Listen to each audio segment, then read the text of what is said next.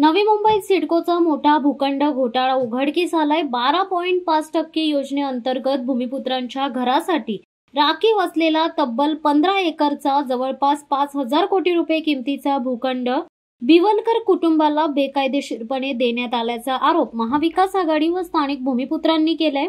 आज महाविकास आघाडीच्या नेत्यांनी सिडकोच्या व्यवस्थापकीय संचालकांची भेट घेऊन निवेदन सादर केले। हा निर्णय म्हणजे भूमिपुत्रांच्या घशात हात घालण्यासारखा आहे। सिडकोने घेतलेला हा बेकायदा निर्णय तातडीने रद्द केला नाही तर रस्त्यावर उतरणारच असा इशारा यावेळी देण्यात आलाय।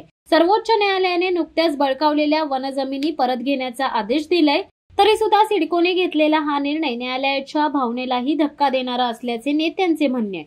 दरम्यान काही महत्त्वाची कागदपत्रे पुढील काही दिवसात मिळणार असून त्यानंतर आंदोलनाची दिशा व पुढची रणनीती ठरवली जाणार आहे। यावेळी राष्ट्रवादी काँग्रेस शरदचंद्र पवार पक्षाचे प्रदेश अध्यक्ष तथा आमदार शशिकांत शिंदे, आमदार रोहित पवार, प्रवक्ते महेश तपासे, रविकांत वरपे, प्रदेश उपाध्यक्षा भावनाताई घाणेकर, माजी आमदार बालाराम पाटील, प्रदेश सरचिटणीस सौरभ काळे, उपनेते बबनदादा पाटील, संपर्क प्रमुख प्रसाद भोईर, शिवसेना जिल्हा प्रमुख रायगड शिरीषदादा घरत, राज्य संघटक अवधेश शुक्लाजी, उपजिल्हा प्रमुख भरत पाटील, महानगर प्रमुख अवचित राऊत, युवा सेना जिल्हाधिकारी पराग मोहिते, शहर प्रमुख यतीन देशमुख, सुधाकर भालेराव, राष्ट्रवादीचे जिल्हाध्यक्ष सतीश पाटील, काँग्रेसचे जिल्हाध्यक्ष सुदाम पाटील, कोकण विभागीय अध्यक्ष प्रमोद बागल, युवक जिल्हाध्यक्ष अन्नू आंग्रे, उरण विधानसभा अध्यक्ष गणेश नलावडे, युवक अध्यक्ष शहबाज पटेल आणि प्रदेश सरचिटणीस रेहमान सय्यद उपस्थित होते। बिवलकर कुटुंबाचा विषय होता, भूमिपुत्रांच्या 12.5% विषय होता,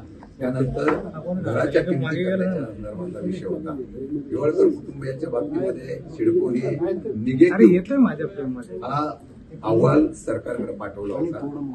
राज्य शासनाने त्या ठिकाणी लॉ अँड ज्युडिशियलचं ओपिनियन घेऊन या निर्णयाला ओव्हररूल करून त्यांनी सांगितलं की याच्या संदर्भामध्ये तुम्ही कारवाई करावी।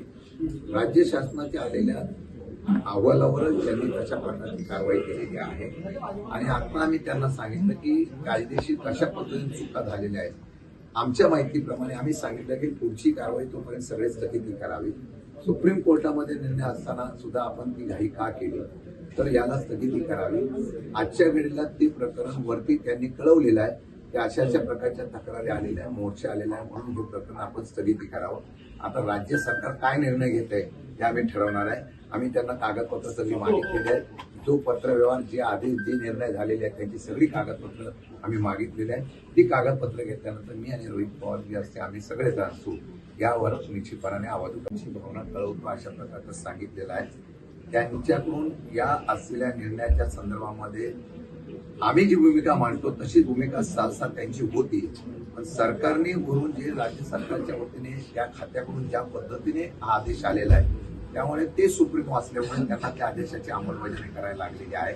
त्यांनी सांगितलेलं की आपली भावना आम्ही सरकारकडे कळवतो, राज्य शासनाकडे करून ते जे काम आहे ते स्थगित करण्याच्या संदर्भात आम्ही सूचना करू।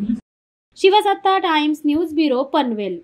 दे धडक बेधडक वृत्त देणाऱ्या आपल्या शिवसत्ता टाइम्स न्यूज चॅनलला लाल बटन दाबून सबस्क्राईब करा आणि बेल आयकॉनला क्लिक करायला विसरू नका।